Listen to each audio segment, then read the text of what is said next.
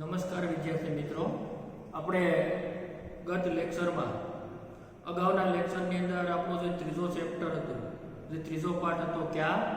નિરાશ હોવા જાય, એ આપણે પૂર્ણ કર્યો. એની આપણે સમજૂતી મેળવી. તમને બધાને એ પાઠ સમજાઈ ગયો છે. સાથે સાથે સ્ટડી મટીરિયલ તરીકે મેં એ વિડીયોની સાથે જે તમને મોકલેલું જે સ્ટડી મટીરિયલ છે એને તમે વાંચી અને વ્યવસ્થિત રીતે એ સારા અક્ષરે તમે એને પાઠ્યબુકની અંદર લખી લીધું હશે. તો મિત્રો, હવે આપણું ચોથા નંબરનું જે ચેપ્ટર છે, જેનું શીર્ષક આપણને આપવામાં આવ્યું છે કર્ણ કા જીવન દર્શન. तो दोस्तों, ये एक कविता है, यानी कि ये पद्य है. पर दोस्तों, ये जो कविता है वो कविता को हम साहित्य प्रकार की दृष्टि से हम उसे खंड काव्यांश कहेंगे, क्योंकि ये जो कर्ण का जीवन दर्शन लेखक श्री रामधारी सिंह दिनकर जी, कि जिसका एक महान ग्रंथ है जो खंड काव्य है दोस्तों, जिसका नाम है रश्मि रथी. ये रश्मि रथी जो खंड काव्य है, उसमें लेखक दिनकर जी ने कर्ण के जीवन के बारे में, कर्ण के संपूर्ण चरित्र के बारे में बहुत सारी बातें इसमें लिखी है. तो ये जो रश्मि रथी, उसका जो मूल पुस्तक, जो मूल खंड काव्य है, उसमें से एक छोटा सा अंश, एक छोटा सा भाग, जो खंड काव्य का एक अंश है, खंड काव्य का एक भाग है, जिसका शीर्षक यहाँ पर कर्ण का जीवन दर्शन ऐसा दिया गया है, जो रामधारी सिंह दिनकर जी का एक प्रसिद्ध एक ग्रंथ है. तो दोस्तों, यहाँ पर हमारी किताब में जो ये कर्ण का जीवन दर्शन नाम का एक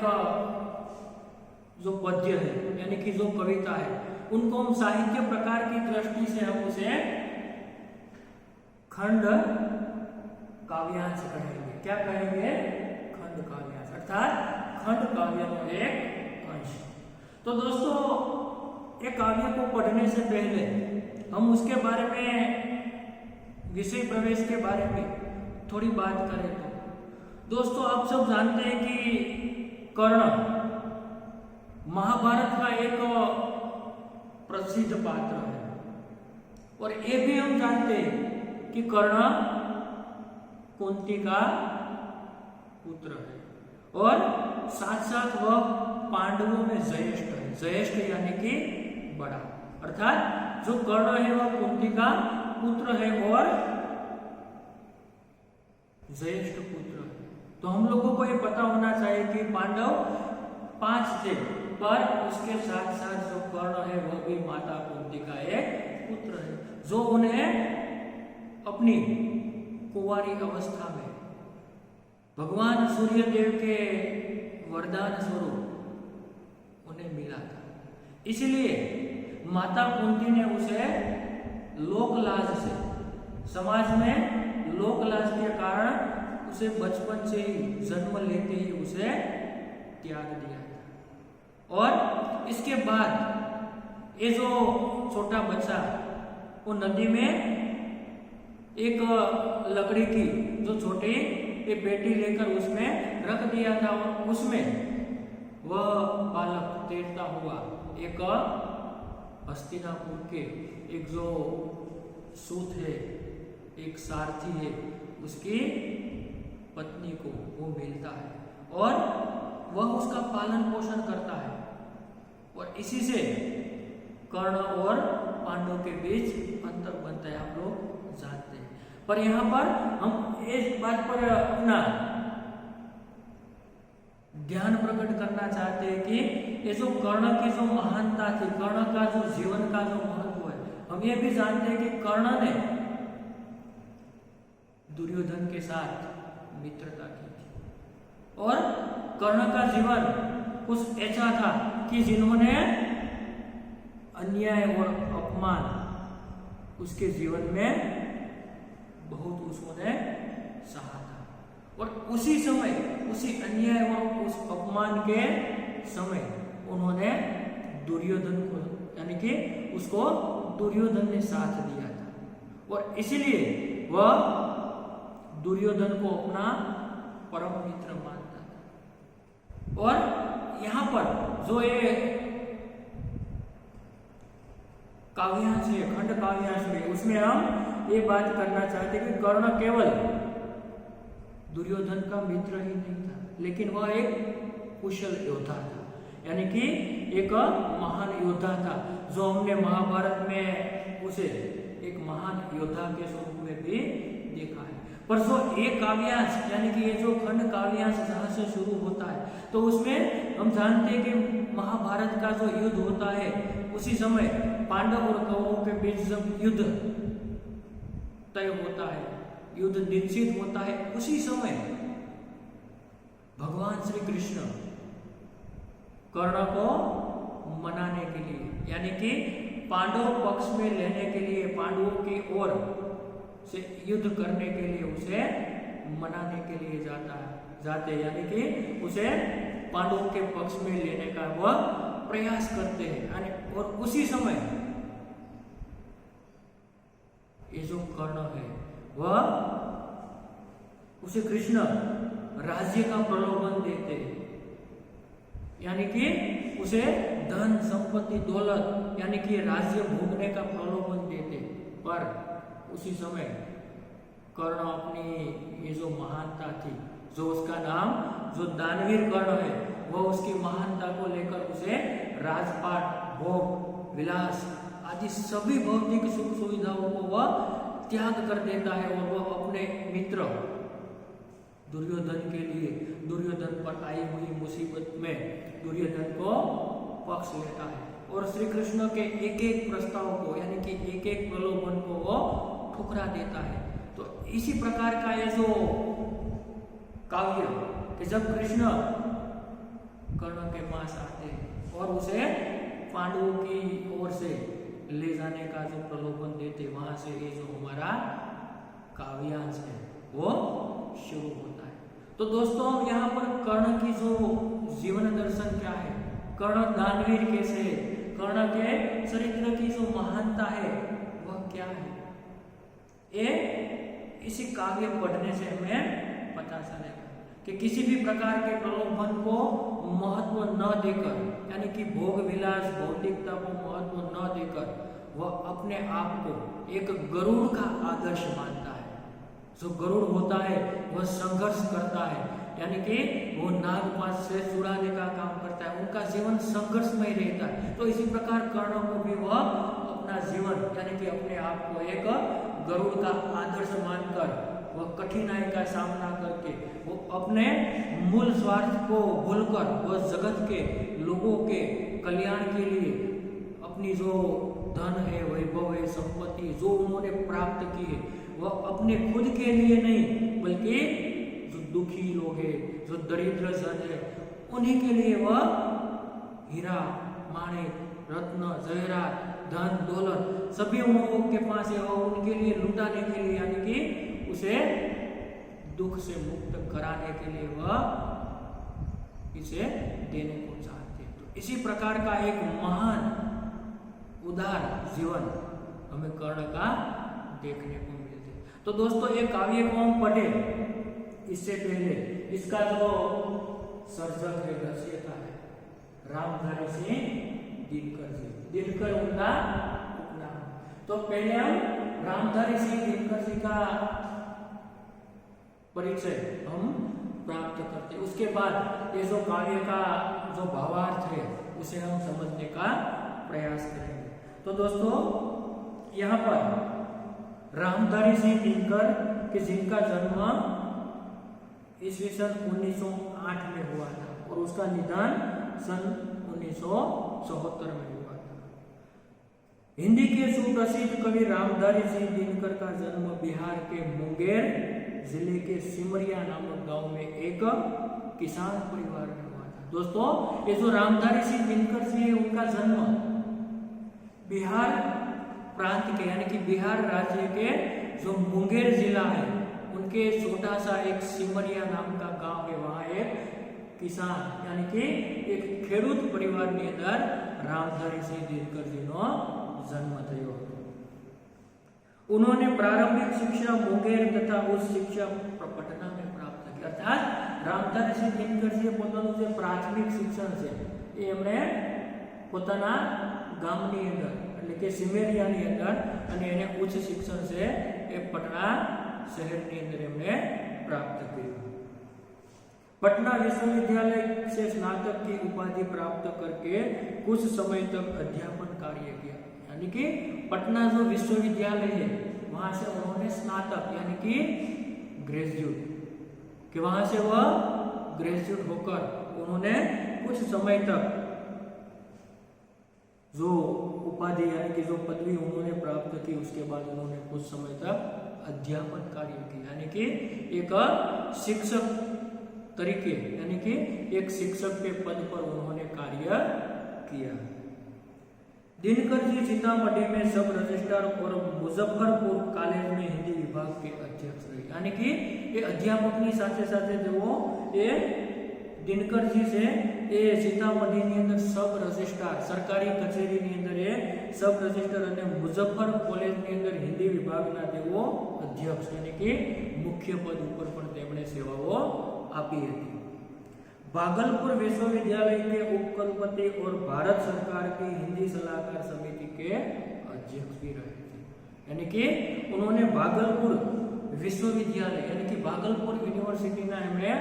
उपकुलपति तरीके पर પોતાની સેવાઓ આપી છે અને સાથે સાથે તેમણે ભારત સરકારની જે રાષ્ટ્રભાષા હિન્દી વિભાગની જે સલાહકાર સમિતિ છે એના अध्यक्ष तरीके એટલે કે મુખ્ય અધિકારી તરીકે પણ પોતાની સેવાઓ છે આપી હતી। तो दोस्तों, दिनकर जी सबसे बड़ी विशेषता है कि दोस्तों यहाँ पर कहते हैं कि दिनकर जी की सबसे बड़ी जो विशेषता है यानी कि उनका सबसे महत्वपूर्ण जो बात है वो है अपने देश और युग के प्रति जागरूकता। यानी સૌથી મહત્વની કોઈ વિશેષતા હોય તો એમણે પોતાના દેશ પ્રત્યેની લોકોની અંદર એક પ્રકારે જાગૃતિ કે લોકોને જાગૃત કરવા માટેનું કાર્ય એને પોતાના સાહિત્ય દ્વારા પોતાની જે સાહિત્યિક રચનાઓ છે એના દ્વારા એમણે લોકોને જાગૃત કરવા માટેનો પ્રયાસ કર્યો। એ એમની વ્યક્તિત્વની સૌથી મહત્વપૂર્ણ બાબત કહી શકાય। और कवि ने तत्कालीन घटनाओं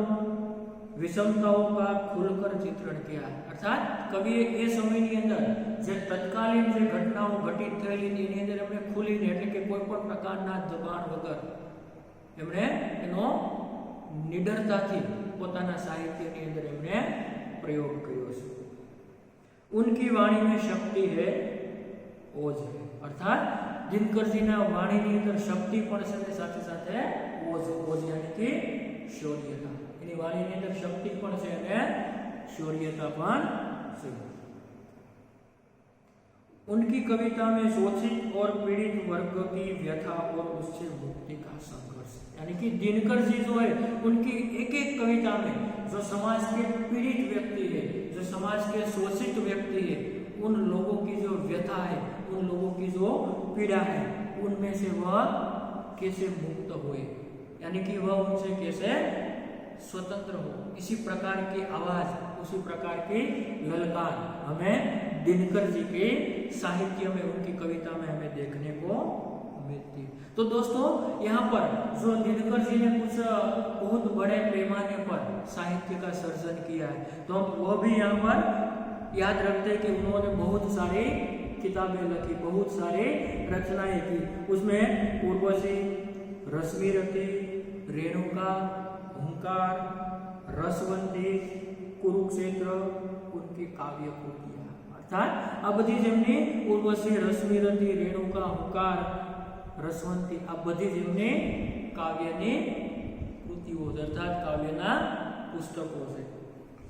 उर्वशी के लिए उन्हें सन 1972 का ज्ञानपीठ पुरस्कार मिला था। अर्थात जो भारतीय साहित्य का श्रेष्ठ जो पुरस्कार कहा जाता है वह उन्हें उर्वशी साहित्य पर यानी कि उर्वशी के लेख पर उन्होंने भारतीय ज्ञानपीठ का उन्हें पुरस्कार प्राप्त हुआ था। संस्कृति के 4 अध्याय उसका चिंतन ग्रंथ है और संस्कृति के जो 4 अध्याय नाम का जो पुस्तक है उसका जो विचार का उनके चिंतन यानी कि उनके मनन का वो एक महत्वपूर्ण ग्रंथ है और जिसे साहित्य अकादमी पुरस्कार से सम्मानित किया गया और उसी को भी साहित्य अकादमी पुरस्कार से उसे सम्मानित किया गया था। अर्धनारीश्वर, मिट्टी की ओर आदि उनकी प्रमुख रचनाएं अर्थात अर्धनारीश्वर, मिट्टी की ओर आ बधी एमनी महत्वनी अथवा तो प्रमुख रचनाओं से उनका कृतित्व गुणवत्ता और परिमाण दोनों दृष्टि से विपुल हो એટલે કે એમની જે કૃતિઓ છે એની અંદર ગુણવત્તા પણ છે અને સાથે સાથે પરિમાણ यानी कि एक गुणवत्ताની દ્રષ્ટિએ અથવા તો પરિમાણની દ્રષ્ટિએ એ ખૂબ જ મહત્વપૂર્ણ છે એટલે કે એ લોકોના હૃદયના ઊંડાણ સુધી પહોંચવાની ક્ષમતા અથવા તો એના એ શબ્દોની તાકાત એ લોકોના હૃદયને સ્પર્શી શકે એવી સુંદર રામધારી સિંહ દિનકરજીએ પોતાના ક્ષેત્રની અંદર સાહિત્યની રચનાઓ કરેલી છે। तो दोस्तों यहाँ हम इसकी ये जो साहित्यिक रचना थी यानी कि उनकी जो साहित्यिक यात्रा थी कि इनका जन्म, जीवन, कवन, उनकी जो प्रमुख कृतियाँ साथ साथ उनकी कृति के फलस्वरूप उन्हें जो महत्वपूर्ण पुरस्कार अवार्ड मिले यानी कि ये उनके पूरे जीवन की जो उपलब्धि थी वह हम यहाँ पर समझे। पर उसके बाद यहाँ पर जो प्रस्तुत खंड काव्यांश है जिसके बारे में हमने जो विषय प्रवेश किया तो उस काव्य का जो आरंभ होता है इसकी जो शुरुआत होती है तो दोस्तों इसकी शुरुआत करने से पहले एक कविता है इसे समझते वक्त आप लोग अपनी जो किताब है वो अपने पास रखना क्योंकि ये काव्य पंक्तियाँ अगर काव्य पंक्तियाँ को जो भावार्थ यानी कि उसका जो आशय हमें समझना है तो उनके लिए हमारे साथ एक मूल जो भावार्थ समझने के लिए हमें वह काव्य की पंक्तियाँ हमारी समक्ष रखनी पड़ेगी और इसके लिए इस पंक्तियों में जो कुछ गहरे कुछ जटिल शब्द है जो शब्दार्थ के स्वरूप में मैंने यहाँ पर लिख दिए आप देख सकते हैं कि जहाँ जहाँ आप काव्य पंक्तियाँ पढ़ेंगे और उसके साथ साथ कुछ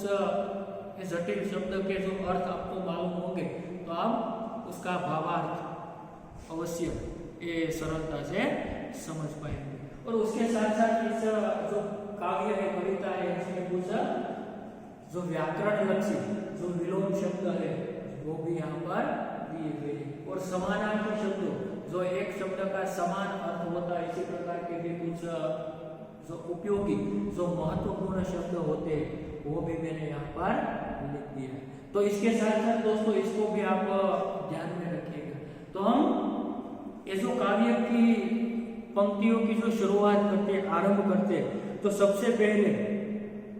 काव्य का आरंभ यहाँ से होता है। दोस्तों देखिए वैभव विलास की चाह नहीं अपनी कोई परवाह नहीं बस यही चाहता हूँ केवल दान की देव सरिता निर्मल करतल से झरती रहे सदा निर्धन को भरती रहे कि जब भगवान श्री कृष्ण कर्ण के पास राज्य का प्रलोभन लेकर आते हैं तभी कर्ण भगवान श्री कृष्ण को ऐसा बताते हैं कि हे श्री कृष्ण मुझे वह श्री कृष्ण से कहता है कि उसे धन दौलत और सांसारिक सुख भोगने की कोई इच्छा नहीं। देखो वैभव विलास की चाह नहीं वैभव यानी कि धन दौलत विलास सुख भोग तो कर्ण श्री कृष्ण से कहता है कि मुझे धन दौलत संपत्ति भोग वैभव आदि किसी भी वस्तु की मुझे चाह नहीं, यानी कि मुझे इच्छा नहीं, अपनी कोई परवाह नहीं। यानी कि वह कहता है कि वह मुझे अपने जीवन की कोई परवाह नहीं है, એટલે कैसे भाई मने मारा जीवन की कोई परवाह नहीं, मने धन वैभव संपत्ति सत्ता लालसा आ बधी वस्तुनी मने कोई एवी इच्छा नहीं। પછી આગળ કહે છે बस यही चाहता हूं, केवल दान की देव सरिता निर्मल, सरिता यानी कि नदी, पर हूँ मात्र एटलू ज इच्छू छू, यानी कि मैं केवल इतना ही चाहता हूं कि मेरे हाथों से दान की जो नदी रूपी सरिता है वह सतत बहती रहे, यानी कि करतल से झरती रहे सदा। करतल यानी कि हाथ। क्या कहते हैं कवि कि मैं केवल इतना ही चाहता हूं कि मेरे हाथों से जो दान की सरिता है, यानी कि दान की पवित्र सरिता है, वह मेरे हाथ से केवल चलती रहे, अर्थात मैं जीवन भर दान करता रहूं, लोगों का दुख दूर करता रहूं, बस मेरी यही इच्छा है, मेरी यही चाहना है। निर्धन को बढ़ती रहे सदा, यानी कि मैं दान से जो निर्धन लोग हैं, जो गरीब लोग हैं, जो पीड़ित लोग हैं, उसे मैं हमेशा के लिए सुखी बनाता रहूं, यानी कि मेरी एकमात्र इच्छा है। फिर से हम कहते हैं कि भगवान श्री कृष्ण को कर्ण कहता है कि भाई मुझे धन दौलत संपत्ति वैभव किसी भी चीज की मुझे लालसा नहीं है, मुझे अपनी खुद की भी कोई, यानी कि मुझे अपने जीवन की भी कोई परवाह नहीं, बस मैं तो केवल इतना ही चाहता हूं कि मेरे ये निर्मल हाथों से जो दान की जो सरिता,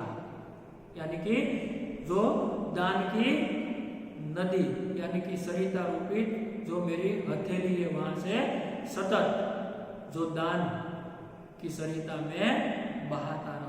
और जो दुखी लोग हैं, जो निर्धन लोग हैं, जो गरीब लोग हैं, उन्हें मैं हमेशा के लिए, यानी कि मैं उन्हें प्रतिदिन उन्हें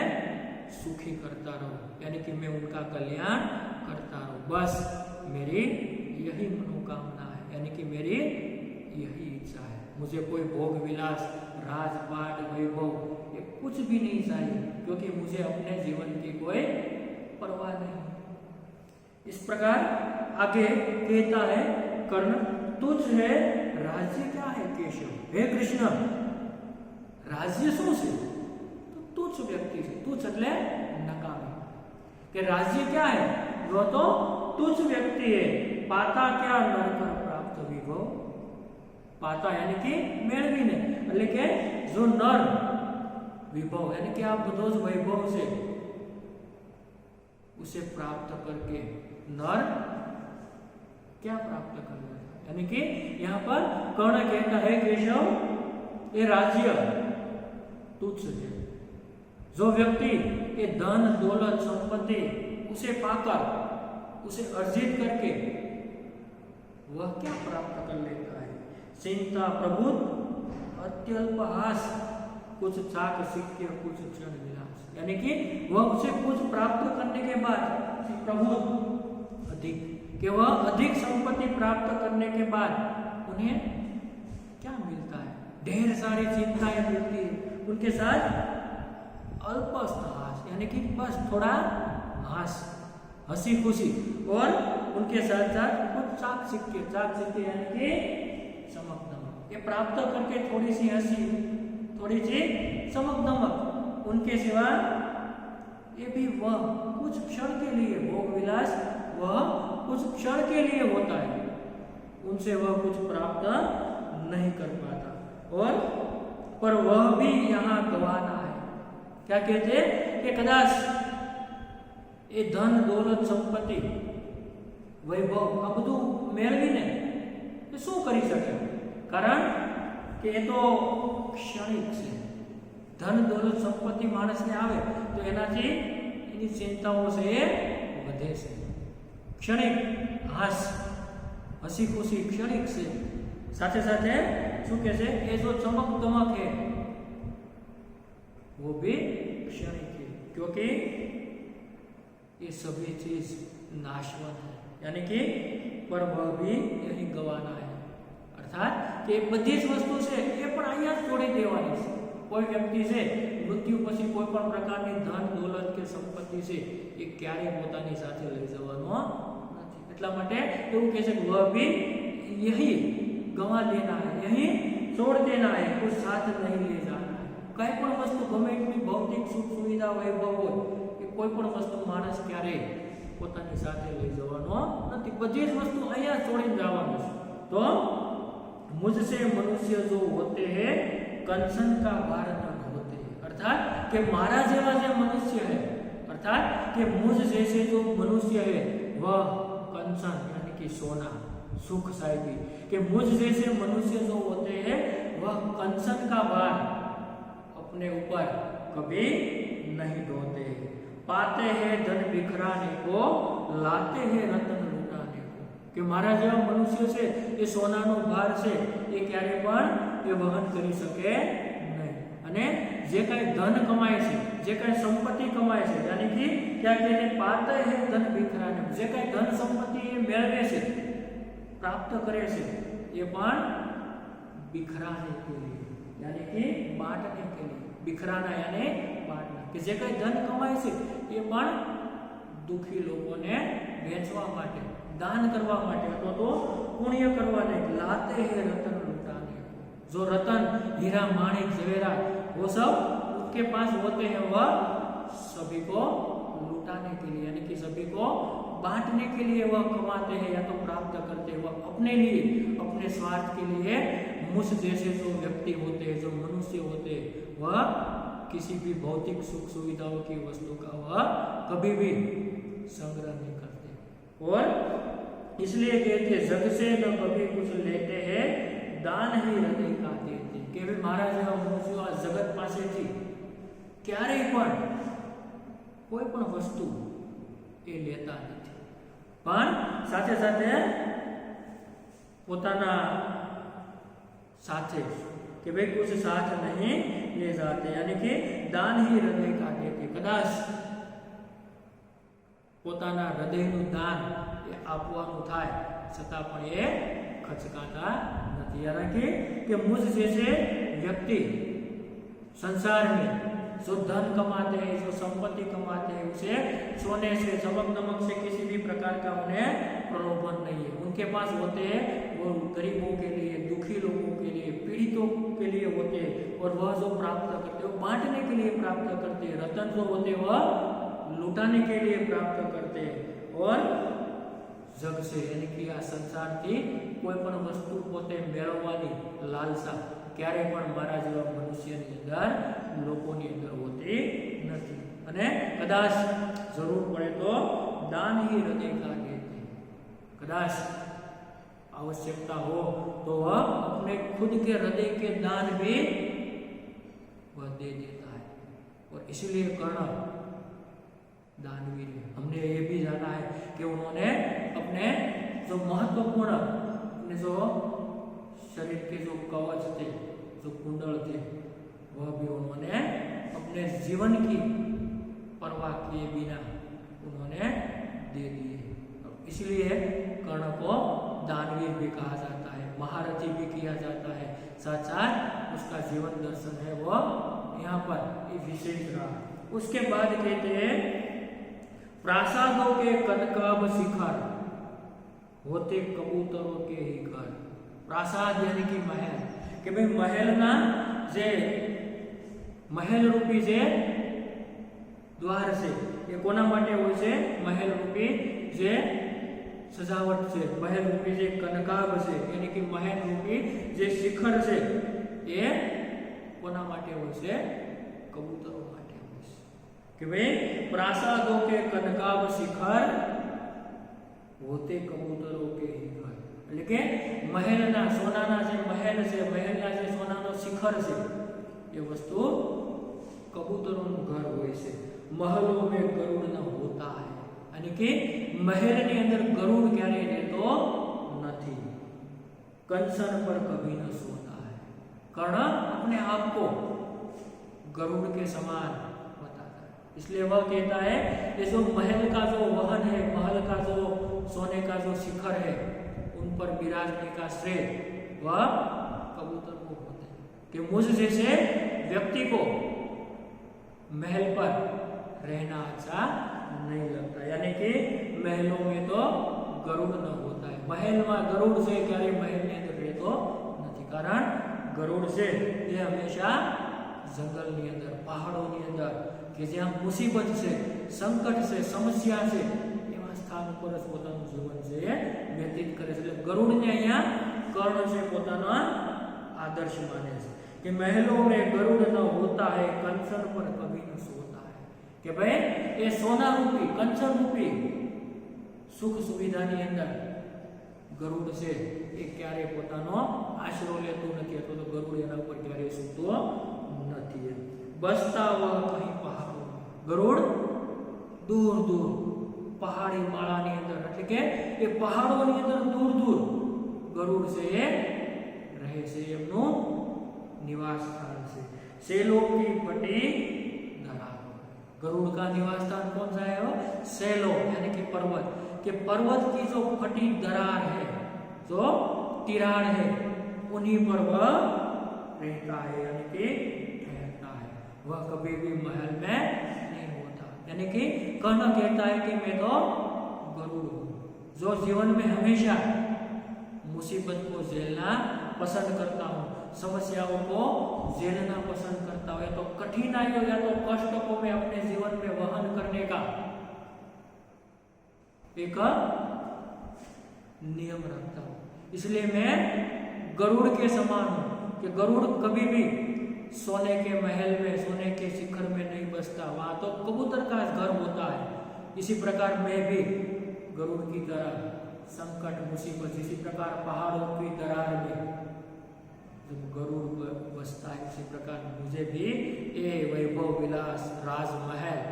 किसी भी प्रकार की जो लालसा मुझे कभी भी आकर्षित नहीं कर सकती। और उसके साथ साथ वह आगे कहता है, होकर समृद्धि सुख के अधीन मानव होता नित तपक्षीण, यानी कि कदाच सुख समृद्धि मानस ने प्राप्त थाय तो मानस एनो गुलाम बनी जाए। अधीन यानी कि दास, यानी कि अगर मानस यानी कि मानव जो सुख समृद्धि प्राप्त होकर वह भोग विलास यानी कि समृद्धि का वह दास बन जाता है, यानी कि गुलाम बन जाता है। मानव होता नित्यक्षीण, यानी कि मानव संपत्ति, सुख, भौतिक के कारण वह उनका व्यक्तित्व जो है वह प्रभावहीन बन जाता है। तपक्षीण यानी कि प्रभावहीन, जो वह तपक्षीण बन जाता है, यानी कि उनका जो व्यक्तित्व है वह प्रभावहीन बन जाता है। सता, किरीट, मणिमय आसन करते मनुष्य का तेज हरण, यानी कि जो सत्ता होती है, जो किरीट यानी कि जो संपत्ति होती है, जो मणिमय, हीरा, माणिक, जवेरात, जो आसन, सिंहासन, ये सभी जो सत्ता की वस्तु होती है वह मानस का यानी कि मानव का तेज हर लेता है। यानी कि ये सत्ता, संपत्ति, हीरा, माणिक, जवेरात, धन, ये सभी व्यक्ति पाकर मनुष्य उसका दास बन जाता है, गुलाम बन जाता है, और उसका जो प्रभाव होता है वह हीन हो जाता है, यानी कि वह प्रभावहीन बन जाता है, और वह अपने आप का, खुद का, वह अपना तेज खो देता है। तो इसे वह प्राप्त करके ये कुछ प्राप्त नहीं करता, वह अपने आप को, अपना तेज है जो मनुष्यत्व होता है, जो अपना हीन होता है, वह प्राप्त करके उसका दास बनकर या तो उसका गुलाम बनकर वह सभी बातों को, अपना व्यक्तित्व को, यानी कि अपना जो तेज होता है, अपना जो प्रभुत्व होता है, उसे वह खो देता है। नर विभव हेतु ललचाता है और वही मनुष्य को खाता है। कि मानस, नर, मानव वैभव के लिए, वैभव के हेतु वह जितना ललचाता है उतना ही धन, वैभव वही मनुष्य को यानी कि मनुष्य को वह धन उन्हें खा जाता है। कि जिस प्रकार मनुष्य धन के पीछे, वैभव के पीछे, तो दौलत के पीछे पीछे जितना भागता है उतना ही वह अपने आप को क्षीण कर देता है। यानी कि जो धन है, जो दौलत है, जो संपत्ति है, वह मनुष्य को अपने आप को खा जाता है। तो दोस्तों, ये जो कर्ण का जीवन दर्शन, यानी कि एक एक बात में जो कृष्ण के जीवन दर्शन, जो कृष्ण ने कर्ण को पांडवों की ओर लाने का, राज्य देने का जो प्रलोभन दिया, उसके बदले में कर्ण अपनी महानता की जो बातें करता है, उन्हें धन वैभव से कोई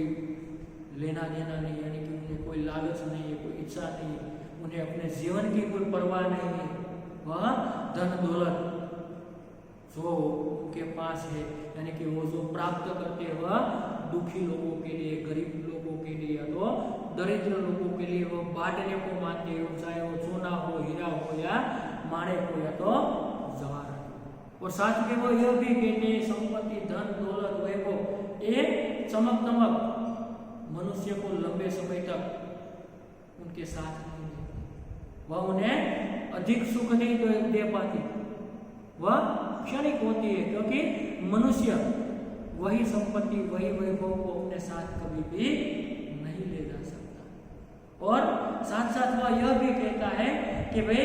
ये जो महल है, जो प्रासाद है, उसके जो सुवर्ण जो शिखर है, वह तो कबूतर के घर होते हैं। मुझ जैसे, यानी कि कर्ण कहते हैं कि मुझ जैसे मनुष्य के लिए ये जो सुवर्ण शिखर, प्रासाद, महल वो नहीं होती, क्योंकि वहां पर वह गरुड़ को अपना आदर्श मानता है और कहता है जिस प्रकार गरुड़ हमेशा के लिए वह पहाड़ों में रहता है, पहाड़ों की दरारों में रहता है, उसी प्रकार वह भी अपने आप गरुड़ के समान उसे अपना आदर्श मानकर वह जीवन में जितने भी कष्ट हो, जितनी भी मुसीबत आए, या तो जितने भी संकट आए, वह संकट को झेल कर अपने आप को, अपने व्यक्तित्व को एक और मजबूत, या तो लोहे की तरह बनाने का वह अपनी इच्छा रखता है। और इसी प्रकार साथ में वह भी कैसे कि ये जो समृद्धि है, ये जो सुख है, वह केवल मनुष्य का हीर जो है, मनुष्य का जो तेज है, उसे वह भर लेता है, मनुष्य को वह प्रभावित बना देता है, वह मनुष्य को सुखी नहीं कर पाता, क्योंकि वह क्षणिक होता है। कि जब मनुष्य की मृत्यु होती है, जब मनुष्य चला जाता है, तभी वह वैभव, धन, संपत्ति, ये कुछ भी उनके साथ कभी भी नहीं जाता। इसीलिए कर्ण यह ज्ञानी है, वह समझदार है, वह अपने आप को एक महान, यानी कि जीवन में दुख को, कष्ट को, अपमान को, साथ साथ अपने अवगणना को, अन्याय को सहन करते हुए यहाँ तक पहुँचा, यानी कि ये जो मुकाम तक। इसलिए उनके जीवन में कठिनाइयाँ, अन्याय, अत्याचार, अपमान, वही उनका जीवन है, और उसके साथ वही उनकी महानता है। उसके सामने वो संघर्ष करता है, एक संघर्ष से भरी कहानी जो महाभारत में हमें कर्ण की देखने को मिलती है। यानी कि जो वैभव होता है, धन होता है, वह हमें ललचाता है, और अंत में वह धन, वैभव हमें खा जाता है। तो इस प्रकार दोस्तों, અહીંયા આપણે આજે આપણું ચોથું કાવ્ય છે ને આ વિડીયો લેક્ચરની અંદર આપણે અહીંયા સુધી રાખીએ છીએ। નેક્સ્ટ વિડીયો લેક્ચરની અંદર આપણે આગળનું જે કાવ્યનો અંત, જે થોડી પંક્તિઓ છે એ સમજશું, અને સાથે સાથે જે જરૂરી જે સ્વાધ્યાયના પ્રશ્નો કે જે કોઈ વ્યાકરણલક્ષી પ્રશ્નો છે એની અંદર એની આપણે હવે પછીના નેક્સ્ટ વિડીયો લેક્ચરની અંદર ચર્ચા કરીશું। અહીંયા સુધી આપણે રાખીએ છીએ।